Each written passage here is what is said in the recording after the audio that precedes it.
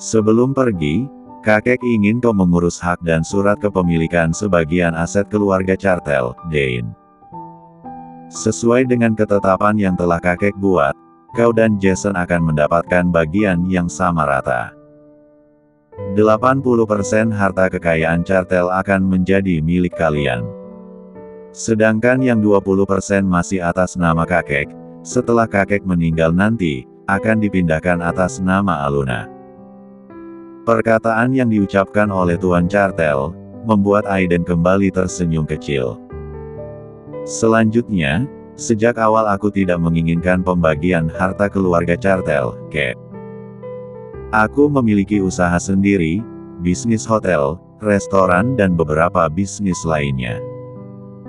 Meskipun aku tidak bekerja, kekayaanku tidak akan habis dan Luna tidak akan kekurangan, ucap Aiden.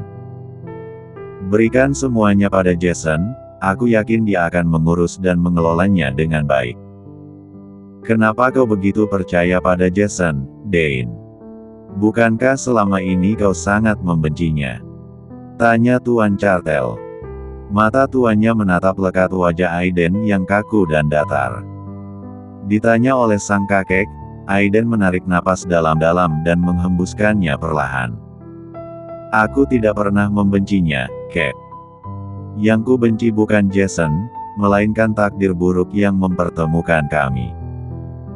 Seburuk-buruknya Jason, dia tetaplah korban kesalahan dan kejahatan ibunya, serta kebodohan ayah. Bibirnya berbicara, sedangkan keduanya bertautan dan saling usap. Merasa tidak ada yang perlu dikatakan lagi, Aiden pun beranjak dari duduknya. Aku akan membantu Luna berkemas, kata Aiden. Tuan Cartel menganggukkan kepalanya. Membiarkan Aiden pergi ke lantai atas, membantu Aluna berkemas.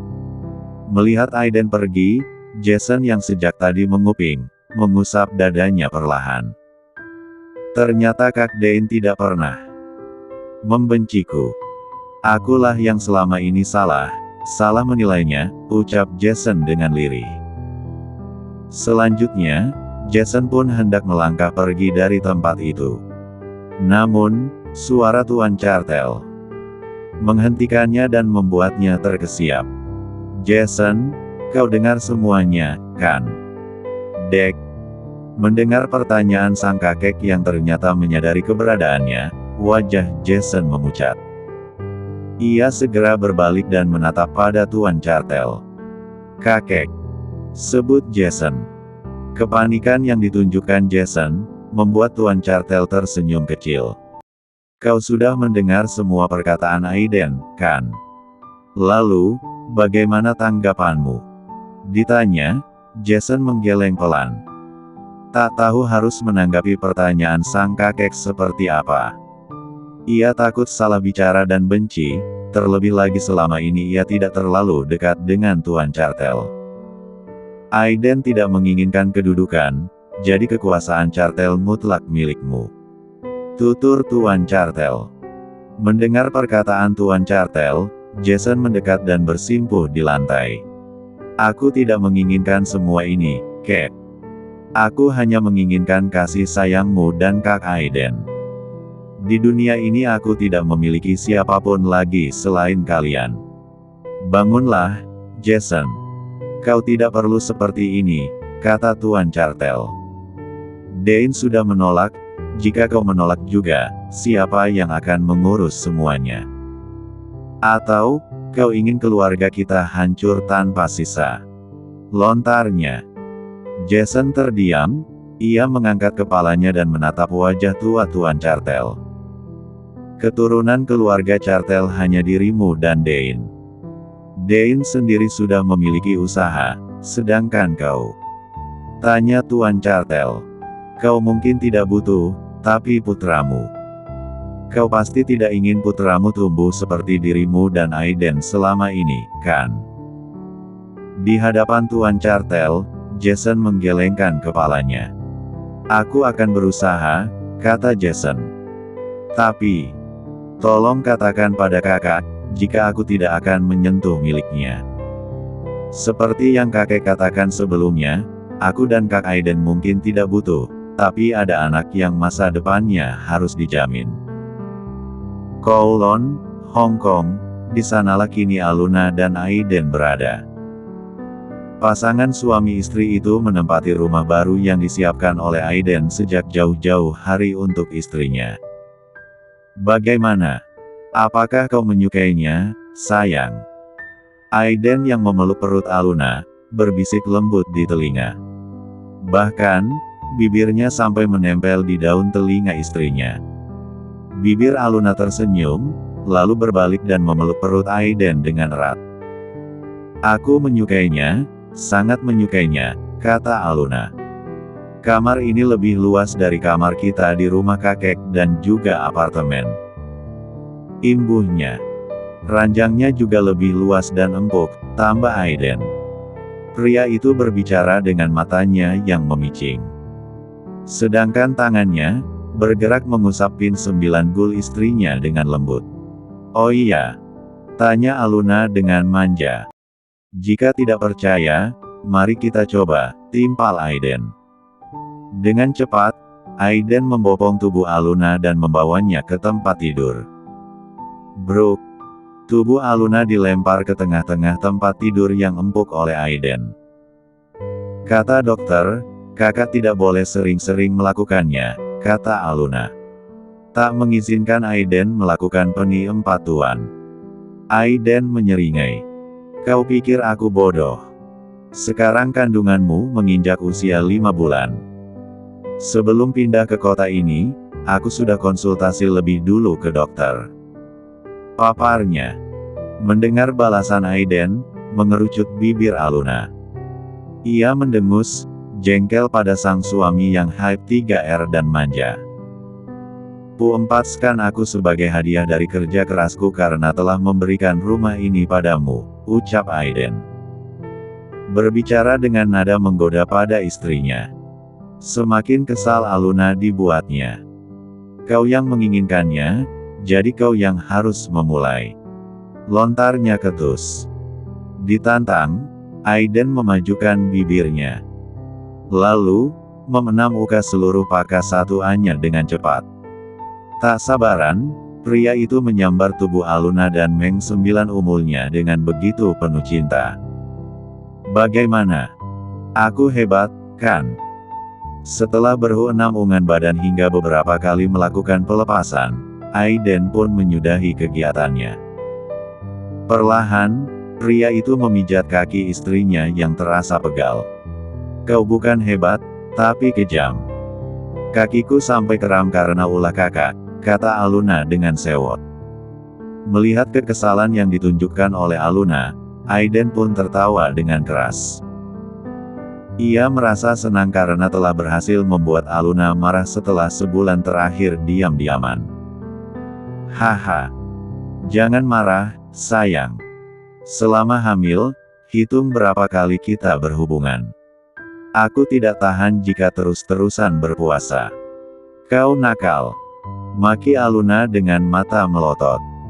Tangannya bergerak, memukul dada Aiden dengan keras. Alih-alih kesal, Aiden malah semakin tertawa lepas. Bahkan, sampai berguling di atas tempat tidur untuk menghindari pukulan istrinya. Haha. Ampun, aku tidak akan nakal lagi. Jerit Aiden. Tidak ampun untuk pria kabul sepertimu. Dasar misum. Sini, biar kupukul sampai babak belur.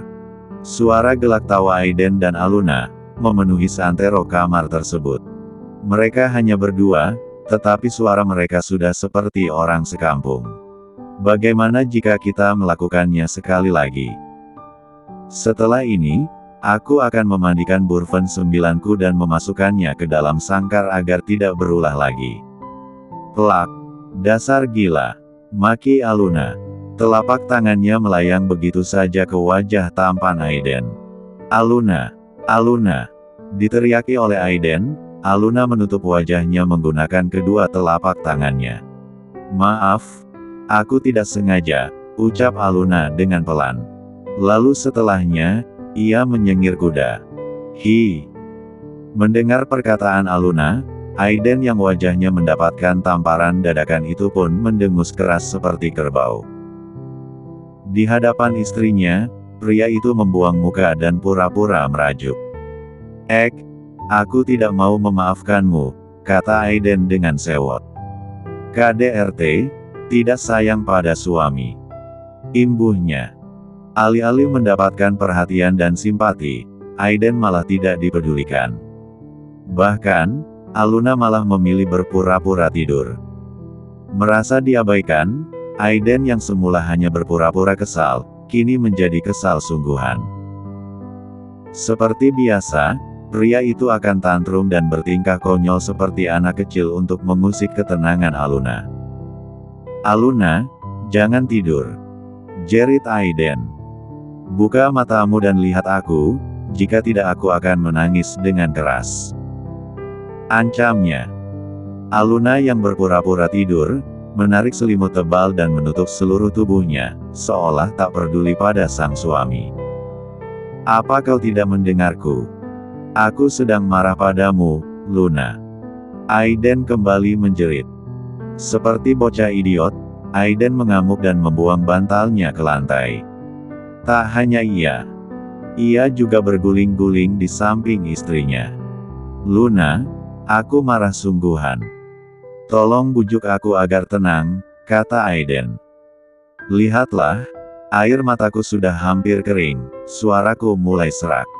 Ayolah bujuk aku," pintanya dengan manja. Peh. Dasar tidak punya malu, bisa-bisanya bersikap seperti anak kecil, padahal sebentar lagi akan menjadi papi. Ejek Aluna dari balik selimut yang menutup tubuh polosnya. "Aku akan menelepon kakek dan mengadu padanya, kau tidak sayang lagi padaku," kata Aiden.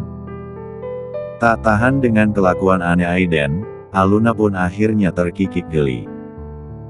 Bahkan, ia langsung keluar dari selimut tebalnya dan memeluk tubuh Aiden. "Hihi. Sudahlah, aku lelah dan mengantuk," kata Aluna. "Kita tidur sekarang," imbuhnya. "Jangan lepaskan pelukannya," pinta Aiden. Suaranya lirih dan terdengar begitu manja. Kepala Aluna mengangguk. Lalu, tangannya bergerak, mengusap kepala Aiden dengan lembut. "Tidurlah yang nyenyak, aku tidak akan melepaskan pelukanku. Mulai malam ini, lepaskan semua beban di hatimu, sayang. Percayalah, setelah semua penderitaan yang kita lewati, Tuhan akan memberikan kebahagiaan pada kita tanpa batas," ucap Aluna. Di dalam pelukan Aluna, Aiden merasa tenang dan damai. "Setelah apa yang kita lalui, akhirnya aku bisa merasakan kebahagiaan, Luna.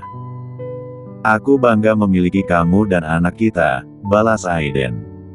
Masih dengan suaranya yang lirih. Keadaan di dalam kamar tersebut tiba-tiba menjadi hening. Aluna dan Aiden sama-sama tak bersuara. Tak lama kemudian, keduanya sama-sama memejamkan mata dan tertidur dengan lelap. Kediaman keluarga Cartel.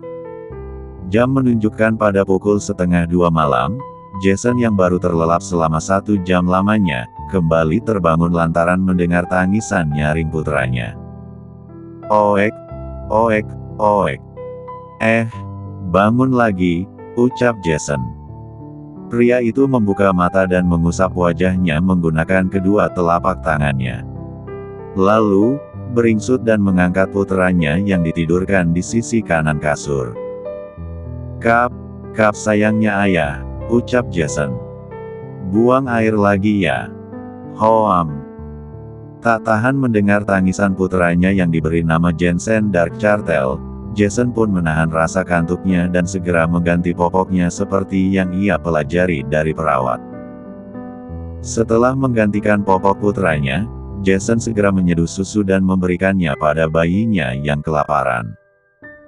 "Minum susu ya, setelah itu tidur lagi," kata Jason. Bibirnya tersenyum kecil, sedangkan sepasang matanya menatap sedih pada putranya yang malang. "Dulu aku tumbuh dan besar tanpa sosok seorang ayah, kini putraku justru tumbuh tanpa seorang ibu. Tuhan, kenapa kau berikan takdir yang sama pada putraku? Batin Jason menjerit lirih. Ayah janji akan merawatmu dengan baik, sayang. Ayah akan mendidikmu dengan benar agar tumbuh menjadi anak yang hebat dan kuat. Setelah sebotol susu yang diberikan Jason habis, putranya pun kembali tertidur dengan lelap. Hoam. Akhirnya tidur lagi, kata Jason. Jangan rewel, sayang. Tidurlah yang nyenyak. Jason yang merasa lelah dan begitu mengantuk, kembali merebahkan tubuhnya di samping putra kecilnya dan memejamkan mata. Tak butuh waktu lama, Jason pun benar-benar terlelap dan menyelami alam mimpi. Rumah sakit jiwa harapan. Hihi. Akhirnya aku bebas, aku bisa menemui Jason dan memintanya membalaskan dendamku pada orang-orang tidak tahu diri itu. Nyonya Linlin yang baru saja keluar dari ruangan rawatnya, tak hentinya meracau sambil berjalan menyusuri undakan tangga. Penampilan wanita itu begitu kusut dan berantakan. Bahkan, tubuhnya sangat kurus dan tak terawat. Sejak di penjara 2 bulan yang lalu, Nyonya Linlin hanya tinggal di rumah tahanan selama 3 minggu.